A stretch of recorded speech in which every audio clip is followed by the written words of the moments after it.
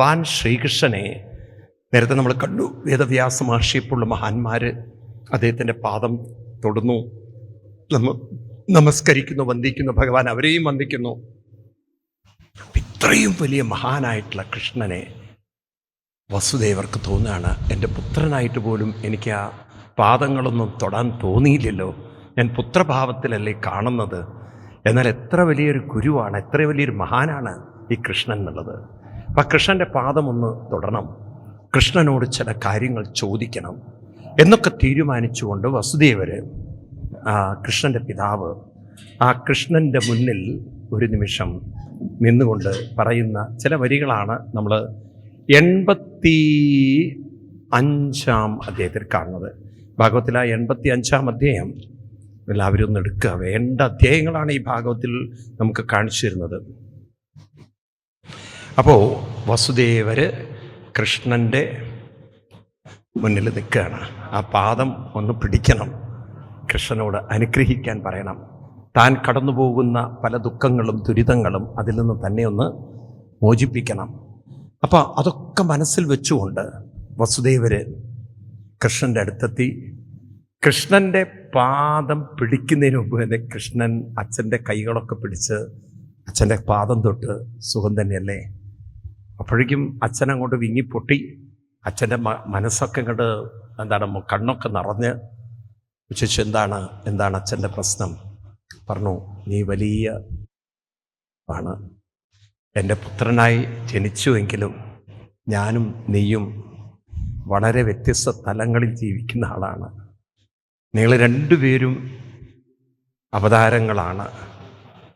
പക്ഷെ കൃഷ്ണ, ഇത്രയും വലിയൊരു അവതാര പുരുഷൻ്റെ പിതാവായ എനിക്ക് എൻ്റെ മനസ്സിൽ നിറഞ്ഞു നിൽക്കുന്ന വേദനകൾ, ദുഃഖങ്ങൾ, വിഷമങ്ങൾ, പ്രയാസങ്ങൾ, ഇതൊന്നും മാറ്റാൻ എനിക്ക് പറ്റിയിട്ടില്ല.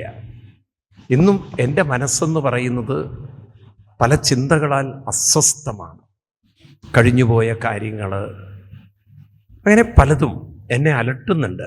അതുകൊണ്ട് എൻ്റെ ആ മനസ്സിനെ, ആ ദുഃഖങ്ങളെ ഒന്ന്, അവിടുത്തെ ആ ചിന്തകളെ ഒന്ന് മാറ്റി എന്നെ അനുഗ്രഹിക്കണം. മഹാഗുരുവല്ലേ അങ്ങ്, അങ്ങേക്ക് സാധ്യമല്ലാത്തത് എന്തെങ്കിലും ഉണ്ടോ? അപ്പം തൻ്റെ മനസ്സിനെ ഒന്ന് ഉയർത്തിത്തരാൻ, ശക്തിപ്പെടുത്തി തരാൻ, അനുഗ്രഹിക്കാൻ കൃഷ്ണൻ പിതാവിനോട് പറയുമ്പോൾ ശ്രീകൃഷ്ണ ഭഗവാൻ ആ പിതാവിന് കൊടുക്കുന്ന അതിഗംഭീരമായ ഉപദേശം 85 21, 22, 23, 21, 22, 23, 24 ശ്ലോകങ്ങളിലൊക്കെ കാണാം. ഭാഗവതം പഠിക്കണം നിങ്ങൾ. അപ്പോഴാണ് നമ്മൾ കണ്ണു തുറക്കുക. എന്തായിരിക്കും കൃഷ്ണൻ അച്ഛനോട് പറഞ്ഞു കാണുക? നമ്മൾ ഭൂരിപക്ഷം ആളുകളും കഥ കേട്ടു പോകുന്നവരാണ്. എന്നാൽ എന്താണ് ഭാഗവതത്തിലെ റിയൽ കണ്ടന്റ്?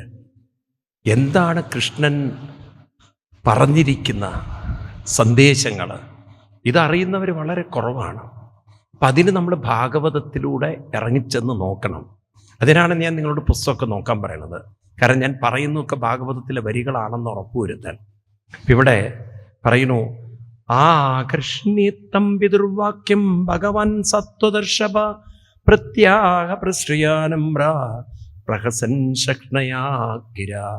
അച്ഛൻ്റെ ഈ ആവലാദികളും വേവലാദികളൊക്കെ കേട്ട് വളരെയധികം മനസ്സ് അസ്വസ്ഥനായ അച്ഛൻ്റെ വാക്കുകൾ കേട്ട് വളരെ പുഞ്ചിരിച്ചുകൊണ്ട് ഭഗവാൻ പറയുകയാണ്.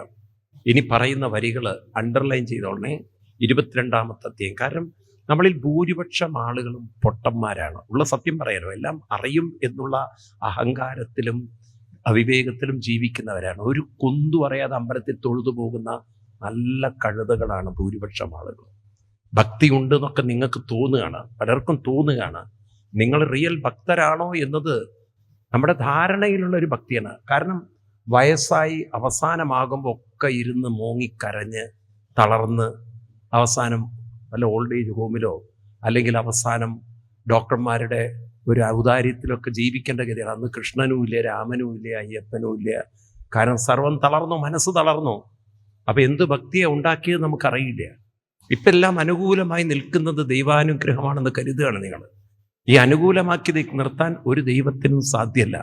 ഇപ്പോൾ നോക്കൂ, ചൂട് ഗുരുവായൂരപ്പൻ്റെ മുന്നിലായിട്ട് പോലും ഈ ചൂടിൻ്റെ ശക്തി നിർത്താൻ ഗുരുവായൂരപ്പൻ വിചാരിച്ചാൽ പറ്റുമോ?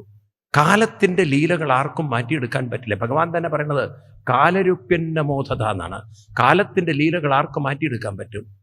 അതുകൊണ്ട് നാളെ ആരോഗ്യ പ്രശ്നങ്ങളും പലതും നമുക്ക് വരാം. എല്ലാവർക്കും ഓരോരോരോ സാധനം എഴുതി വെച്ചിട്ടുണ്ട്, കാലം എഴുതി വെച്ചിട്ടുണ്ട്. അതുകൊണ്ടാണ് പണ്ടുള്ളവർ പറഞ്ഞത് വരാനുള്ളതൊന്നും വഴി തങ്ങില്ല. നിങ്ങൾ ഇനി എത്ര വലിയ ഭക്തരായാലും ആണെങ്കിലും അല്ലെങ്കിലും. സാക്ഷാൽ കൃഷ്ണന്റെ സഹോദരിയുടെ പുത്രൻ അഭിമന്യു യുദ്ധക്കളത്തിൽ പടഞ്ഞു വീഴുന്നത് നോക്കി നിന്ന കൃഷ്ണന് പറയാനുള്ളത് അതാണ്. ആരുടെയും നിയോഗത്തെ അല്ലെങ്കിൽ ആരുടെയും തലയിലെഴുത്തിനെ മാറ്റാൻ സാധ്യമല്ല. രാമായണത്തിൽ നിങ്ങൾ ശ്രദ്ധിച്ചു നോക്കിയാൽ ഈ വരികൾ കാണാം. രാമായണത്തിൽ ശ്രീരാമസ്വാമിയും സീതയും കാട്ടിൽ പോയിട്ട് വെറും ഇലകളിൽ ഉണങ്ങിക്കിടക്കുന്ന ഇലകളിൽ കിടക്കുമ്പോൾ പൊട്ടിക്കരഞ്ഞുകൊണ്ട് ഗുഹൻ ചോദിക്കുന്നുണ്ട്, മന്ദര ബുദ്ധിമാസ്തായ കൈകേയി പാപന്മാചരൽ ഏത് രാമസ്യ ദുഃഖം എന്ന് പറയുകയാണ്. ഇതല്ലേ രാമന്റെ ദുഃഖത്തിന് കാരണമെന്ന്. അതിനുടനെ തന്നെ ലക്ഷ്മണൻ ഉത്തരം പറയുകയാണ്, അങ്ങനെ ആരും ആരുടെയും ദുഃഖത്തിന് ഹേതുവല്ല. കോ കസ്യ ദുഃഖസ്യ ഹേതു കോ സുഖസ്യ ഹേതു. ഇതെല്ലാം സ്വപൂർവാർജിത കർമ്മമേവ എന്നാണ്. ഓരോരുത്തരും കർമ്മത്തിൻ്റെ ഒരു ചങ്ങലയിലൂടെ കടന്നു പോവുകയാണ്. നോക്കൂ, എവിടെയൊക്കെയോ ചില കണക്ഷൻ ഈ പ്രകൃതിയിൽ ഉണ്ട്, മറക്കരുത്. നമുക്ക് കഥ പറയുമ്പോൾ മനസ്സിലാക്കാൻ വേണ്ടി പറയാണ്. ഒരു ശ്രീരാമാവതാരത്തിൽ ഒളിഞ്ഞു നിന്നൊരു ബാലിയെ അമ്പെയ്തിട്ടുണ്ടെങ്കിൽ വേറൊരു അവതാരത്തിൽ ഒരു വേടൻ കൃഷ്ണന്റെ കാലിൽ അമ്പെയ്യണം. കാലത്തിൻ്റെയും അതുപോലെ തന്നെ കർമ്മത്തിൻ്റെയും ഗതി ഗഹനമാണ്.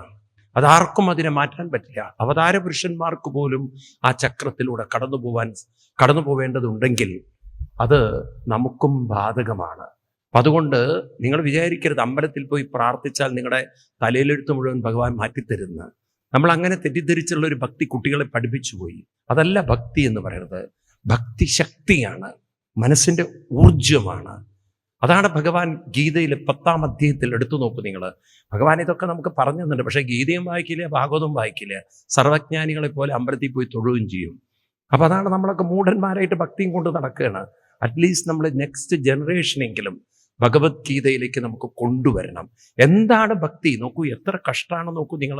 ഈ കുട്ടികളൊക്കെ അമ്പലത്തിൽ വന്ന് തൊഴുമ്പോൾ വല്ല വിവരവും നമ്മൾ പറഞ്ഞു കൊടുത്തിട്ടുണ്ടോ? അന്ധത പഠിപ്പിക്കല്ലേ, മൂഢത പഠിപ്പിക്കല്ലേ. തൊഴുതു പോവുക, പ്രാർത്ഥിക്കുക. നിങ്ങൾ വഴിതെറ്റിക്കരുത്. കൃഷ്ണൻ തന്നെ പറഞ്ഞിട്ടുണ്ട്, ബുദ്ധിഭേദം ജനയത്, ഡോണ്ട് മിസ്ഗൈഡ് അതേഴ്സ് എന്നാണ്. നമുക്കറിയില്ല. അതുകൊണ്ട് ഇത് മനസ്സിലാക്കുക. 10-ാം അധ്യായത്തിൽ 42-ാം ശ്ലോകത്തിൽ പറയും, ഏതദ് വിഭൂതിമത്സത്വം ശ്രീമദൂർജിതമേവ തത്തദേവാവഗച്ഛത്തം മമ തേജോംശ സംഭവ. ആണ് ഭക്തി എന്നതാണ്. ആരിലാണോ ഈ ഭക്തി ഉള്ളത് അവരുടെ മനസ്സ് എങ്ങനെ ഇരിക്കുന്നു വെച്ച് കഴിഞ്ഞാൽ ഏതദ് വിഭൂതി, അവരെൻ്റെ വിഭൂതിയാണെന്ന്. അങ്ങനെയുള്ള ഭക്തന്മാര് വിഭൂതി എന്ന് പറഞ്ഞാൽ എൻ്റെ ചൈതന്യം നിറഞ്ഞിരിക്കുന്നവരാണ്. ഊർജിതമേവ, അവരുടെ മനസ്സിന് നല്ല ഊർജമുണ്ട്, ശക്തി ഉണ്ടാവുന്നതാണ്. ഏതദ് വിഭൂതിമത്സത്വം ശ്രീമദൂർജിതമേവ തത്തദേവാവഗച്ഛത്തം മമ തേജോംശ സംഭവ. അവരെൻ്റെ തേജസ്സാണെന്നാണ്. അപ്പം ഭഗവാന്റെ തേജസ്സുള്ളവരായി, ഭഗവാന്റെ ചൈതന്യം നിറഞ്ഞവരായി, ഭഗവാന്റെ ഓജസ് നിറഞ്ഞവരായിട്ടുള്ള ഒരു ഭക്തി നമുക്കുണ്ടാവണം. ഇവിടെ നമുക്ക് വിഷയത്തിലേക്ക് വീണ്ടും വരാം. വസുദേവർ കരഞ്ഞുകൊണ്ട് പറയുന്നു, എൻ്റെ സങ്കടങ്ങളും വിഷമങ്ങളും പ്രയാസങ്ങളും കൃഷ്ണ അവിടുന്ന് മാറ്റണം. അവിടുന്ന് വിചാരിച്ചാൽ അസാധ്യമായിട്ട് നമ്മൾ ഓരോരുത്തരും അമ്പലത്തിൽ ചെന്ന് പ്രാർത്ഥിക്കുന്ന കാര്യമാണ് വസുദേവർ സ്വന്തം പുത്രനായ കൃഷ്ണനോട് ചോദിക്കുന്നത്. അതിന് കൃഷ്ണൻ കൊടുക്കുന്ന മറുപടി എന്തായിരിക്കും? ഒരുപക്ഷെ ഇപ്പം നമുക്ക് വിഗ്രഹ രൂപത്തിൽ കാണുന്നത് കൊണ്ട് അറിയില്ല എന്ത് മറുപടിയാണ് കൃഷ്ണൻ തരിക. ജീവിച്ചിരുന്ന കൃഷ്ണൻ വസുദേവർക്ക് കൊടുത്ത മറുപടിയായിരിക്കും നമുക്കും തരുന്നുണ്ടാവുക. നമ്മൾ പറയുന്ന കാര്യം തന്നെയാണ് വസുദേവര് അമ്പലത്തിൽ പോയി കൃഷ്ണന്റെ മുന്നിൽ അവതരിപ്പിക്കുന്നത്. എന്ത് മറുപടിയാണ് കൃഷ്ണൻ കൊടുത്തത്? 85-ാം അധ്യായത്തിൽ 23-ഉം 24-ഉം ശ്ലോകം ഒന്ന് അണ്ടർലൈൻ ചെയ്തു വെച്ചോളൂ. ഭാഗവതമുള്ളവരൊക്കെ പറയണു, അഹം യൂയം അസൗ ആര്യ ഇമേ ചദ്വാരകൗകസ സർവേപ്യേവം യദുശ്രേഷ്ഠ വിമൃശ്യ സചരാചരം ആത്മാ ഹ്യേക സ്വയം ജ്യോതി നിത്യോന്യോ നിർഗുണോ ഗുണേ ആത്മസൃഷ്ടേ തൽകൃതേഷു ഭൂതേഷു ബഹുദേയതേ. എന്താ പറയുന്നത്? അഹം, ഞാൻ. അഹം എന്ന് പറഞ്ഞാൽ ഞാൻ, യൂയം അച്ഛൻ, സംസ്കൃതത്തിൽ യു എന്ന് പറഞ്ഞാൽ യു. അസൗ ആര്യ, ആര്യ എന്ന് പറഞ്ഞാൽ എൻ്റെ ജ്യേഷ്ഠൻ ഈ ബലരാമൻ, തൊട്ടടുത്ത് ബലരാമസ്വാമി ഇരിക്കുന്നത്. അസൗവാര്യ. എന്നിട്ട് നിർത്തിയില്ലേ ഭഗവാൻ, ദ്വാരകൗഖസ, ഈ കാണുന്ന ദ്വാരകാവാസികളൊക്കെ ഉണ്ടല്ലോ അച്ഛാ, ഇവരെല്ലാവരും അവിടം കൊണ്ട് കൃഷ്ണൻ നിർത്തിയില്ല. സർവേപി, സർവേപി എന്ന് പറഞ്ഞാൽ സർവേപി എന്ന് പറഞ്ഞാൽ ഈ കാണുന്ന എല്ലാവരും, ഈ ഭൂമിയിലുള്ള സകലരും. പറയൂ എല്ലാവരും. യതുശ്രേഷ്ഠ വിമർശ്യ, യതുശ്രേഷ്ഠ, വേണ്ട പോലെ ഒന്ന് വിചാരം ചെയ്താലും വേണ്ട പോലെ ഒന്ന് ചിന്തിച്ചാലും ആരാണ് എല്ലാവരും? എല്ലാവരും ആത്മാ ഹി ഏക, ഒരേ ആത്മസ്വരൂപികളാണ്, ഒരേ ആത്മതത്വം ഉള്ളിലുള്ളവരാണ്, ഒരേ ആത്മശക്തി ഉള്ളിലുള്ളവരാണ്. ഇത് പറഞ്ഞാൽ നിങ്ങൾക്ക് വല്ലതും മനസ്സിലാവുമോ?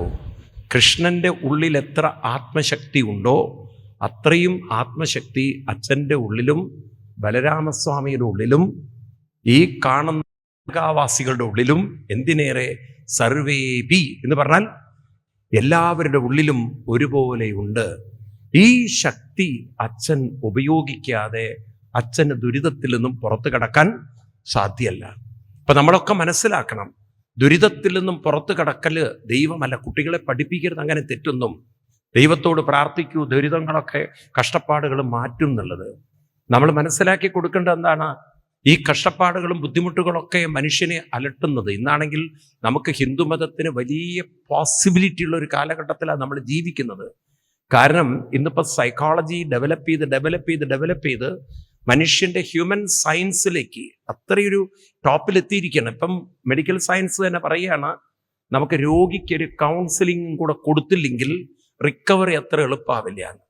ഇപ്പം ഡോക്ടർമാർ തന്നെ ഇത് സമ്മതിക്കുകയാണ്, രോഗിക്ക് ചികിത്സയോടൊപ്പം ചില പോസിറ്റീവ് കൗൺസിലിംഗ് കൊടുക്കണത്രേ. അപ്പം ഈ പോസിറ്റീവ് കൗൺസിലിംഗ് എന്താണ്?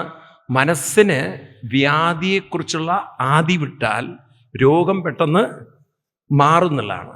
അപ്പം രോഗത്തെക്കുറിച്ച് രോഗി അധികം ചിന്തിക്കാതെ അതിൻ്റെ പോസിറ്റീവ് സൈഡ് ചിന്തിക്കുക. അപ്പം അങ്ങനെ പോസിറ്റീവ് സൈഡ് ചിന്തിക്കാൻ ഈ ബ്രെയിൻ സിസ്റ്റം ഉണ്ടാക്കുന്ന കെമിക്കൽസ് എല്ലാം പെട്ടെന്ന് ഈ രോഗത്തെ റിക്കവർ ചെയ്യിക്കുന്നു. അത്ര പവറുണ്ട് നമ്മുടെ ബ്രെയിൻ സിസ്റ്റത്തിനെന്ന് പറയാം. ചിന്തകൾ എപ്രകാരമാണോ അപ്രകാരമാണ് നമ്മുടെ ഹോൾ ഫിസിയോളജിക്കൽ സിസ്റ്റം. അത് നമുക്ക് മനസ്സിലാവും. നിങ്ങൾ നല്ല സദ്യ തന്നെ നിങ്ങളുടെ മുന്നിൽ വെച്ചാൽ പോലും, നല്ല സദ്യ, ഇപ്പോൾ ഉദാഹരണത്തിന് നമ്മളൊരു 5 സ്റ്റാർ ഹോട്ടലിൽ പോയി ഇരിക്കുക, കുറച്ചും കൂടി എക്സ്പെൻസീവ് ആയിട്ടുള്ള ഹോട്ടലിൽ. അങ്ങനെ നിങ്ങൾ ഫുഡിനൊക്കെ ഓർഡർ ചെയ്തു, ഒരു ഫുഡിന് തന്നെ ഒരു 2000 രൂപയുടെയൊക്കെ എക്സ്പെൻസീവ് ആയിട്ടുള്ള ഫുഡ്. കാരണം മീൻസ് 5 സ്റ്റാറാണ്. നിങ്ങൾ അവിടെ ഇരിക്കുമ്പോൾ ആ ഫുഡൊക്കെ വന്നു നിങ്ങളുടെ മുന്നിൽ. നിങ്ങൾ ഇരുന്ന് കഴിക്കാൻ നേരത്താണ് നിങ്ങൾക്കൊരു വലിയ ഒരു ലോസിൻ്റെ മെസ്സേജ്. വേണ്ടപ്പെട്ടവർ ആക്സിഡൻറ്റ് പറ്റി ഹോസ്പിറ്റലൈസ് ചെയ്തു എന്ന് കേട്ട് കഴിഞ്ഞാൽ ആ ഫുഡിന് വല്ല രുചിയുണ്ടോ? ആ ഫുഡിന് വല്ല തരത്തിൽ നിങ്ങൾ എൻജോയ് ചെയ്യിക്കാൻ സാധിക്കും? കഴിഞ്ഞില്ലേ? ഒന്ന് മനസ്സിൻ്റെ താളം തെറ്റിയാൽ, ഒന്ന് മനസ്സിൻ്റെ രുചി നഷ്ടപ്പെട്ടാൽ, അല്ലെങ്കിൽ അതിൻ്റെ സ്വഭാവം പോയാൽ പിന്നെ എന്തുണ്ടായിട്ടും പറയൂ, എന്ത് കാര്യമുണ്ട് മനസ്സിൽ? അങ്ങനെയല്ലേ? നോക്കൂ നിങ്ങൾ. അപ്പം ഒരു നിമിഷം കൊണ്ട് മനസ്സിൻ്റെ ആ ഒരു അവസ്ഥ മാറി. ഇനി നോക്കൂ നിങ്ങൾ, വെറും കഞ്ഞിയും ചമ്മന്തിയാണെങ്കിലും മനസ്സിനൊരു സന്തോഷം ഉണ്ടെങ്കിൽ അതിൻ്റെ രുചി എത്രയായിരിക്കും എന്നറിയോ? അപ്പോൾ എന്ത് കഴിക്കുന്നു എന്നുള്ളതല്ല, ഏത് എൻവയറമെൻറ്റിൽ ഇരിക്കുന്നു എന്നുള്ളതല്ല, ഏത് ആറ്റിറ്റ്യൂഡിലിരിക്കുന്നു എന്നത് മേ ബി ഗുഡ്. ഒരു നമ്മുടെ ശരീരത്തിനും മനസ്സിനും ഏറ്റവും ബെസ്റ്റ്, മേ ബി അല്ല, ദാറ്റ് ഈസ് എ ബെസ്റ്റ് എന്നുള്ളതാണ്. ആണോ അല്ലയോ? പക്ഷെ ആ മൈൻഡിനും പോസിറ്റീവ് ആക്കാനുള്ള ഒരു തോട്ട് പ്രോസസ്സുകൾ അതാര് നമുക്ക് തരുന്നു? കാരണം എല്ലാം പുറത്തു നോക്കി എല്ലാം അനുകൂലമാവണമെന്ന് പ്രാർത്ഥിച്ച് ശീലിച്ച് എല്ലാം അനുകൂലമായില്ലെങ്കിൽ ഇരുന്ന് അപ്സെറ്റ് ആവും. വിചാരിച്ചത് കിട്ടിയില്ലെങ്കിൽ അപ്സെറ്റ് ആവും. ഒന്ന് കുട്ടികളെ നോക്കൂ നിങ്ങൾ, മൊബൈലിൽ അമിതമായി അഡിക്ഷൻ വന്ന് ആ കുട്ടിയുടെ അടുത്ത് മൊബൈൽ എടുത്ത് നോക്കുക, അത് വയലൻ്റ് ആകുമ്പോൾ. അതല്ലേ പല അമ്മമാരെ അടിക്കുന്നത്, ഇടിക്കുന്നതും കുത്തുന്നതൊക്കെ. കുട്ടികൾ അത്തരത്തിലുള്ളൊരു ഓവർ വയലൻസിലേക്ക് മാറിക്കൊണ്ടിരിക്കുന്ന കാലഘട്ടത്തിലാണ് നമ്മൾ. നോക്കൂ, പല കുട്ടികളും റാഗിങ് ഒക്കെ ഇപ്പോഴും എന്താ തുടരുന്നത് ഈ അഡ്വാൻസ്ഡ് ആയിട്ടുള്ള സൊസൈറ്റിയിലും. കാര്യം ഇത് പാരൻസിനോടൊക്കെ ഉള്ള ദേഷ്യം ആരോടെങ്കിലുമൊക്കെ തീർക്കും കുട്ടികൾ. അപ്പം മിക്കവാറും നമ്മൾ വീടുകളിലൊക്കെ ഇന്ന് ഈ അന്ധമായൊരു ഭക്തി ഉണ്ടാക്കിയ വലിയ മെൻ്റൽ ഒരു ഡിപ്രഷനും റിപ്പർക്കഷനും അതിൻ്റേതായിട്ടുള്ള ഒരു പ്രശ്നങ്ങളൊക്കെ നമ്മൾ അഭിമുഖീകരിച്ചുകൊണ്ടിരിക്കുകയാണ്. അപ്പം അതുകൊണ്ട് ഇതൊന്നൊക്കെ ഒന്ന് ഓവർകം ചെയ്യണം, പുറത്തു വരണം നിങ്ങൾ ആഗ്രഹിക്കുന്നെങ്കിൽ, നെക്സ്റ്റ് ജനറേഷന് വഴി കാണിക്കണം എന്നുണ്ടെങ്കിൽ ഭഗവാൻ പറഞ്ഞത് ഓർക്കുക. അഹം യൂയം അസോ ആര്യ ഇമേച്ഛദ്വാരകൗകസ സർവേഭി ഏവം യതുശ്രേഷ്ഠ വിമൃശ്യ സചരാചരം ആത്മാഹേക. എല്ലാവരുടെ ഉള്ളിലും ഒരേ ആത്മശക്തിയുണ്ട്. അതിനെ ഉണർത്താൻ, അതിനെ ഉയർത്താൻ, അതിനെ ഉജ്ജ്വലിപ്പിക്കാൻ, അതിനെ ഒന്ന് പ്രോജ്വലിപ്പിക്കാൻ, പ്രകാശിപ്പിക്കാൻ അതിനെന്താണ് വഴി? അതല്ലേ ഗായത്രി മന്ത്രത്തിൽ പറയുന്നത്, ധിയോയൊന്ന പ്രചോദയാൽ. എൻ്റെ ധിയെ ഞാൻ പ്രകാശിപ്പിക്കട്ടെ എന്നാണ്, പ്രചോദിപ്പിക്കട്ടെ എന്നാണ്. അതാണ് ശരിക്ക് ഭക്തി. ഉള്ളിലുള്ള ദൈവീകതയെ ഉണർത്തുന്നതാണ് ഭക്തി. അത് കുട്ടികൾക്ക് പറഞ്ഞു കൊടുക്കണം. ഭക്തി എന്ന് പറഞ്ഞാൽ വിഗ്രഹത്തിൻ്റെ മുന്നിൽ പോയി കൈനീട്ടി പ്രാർത്ഥിക്കലല്ല.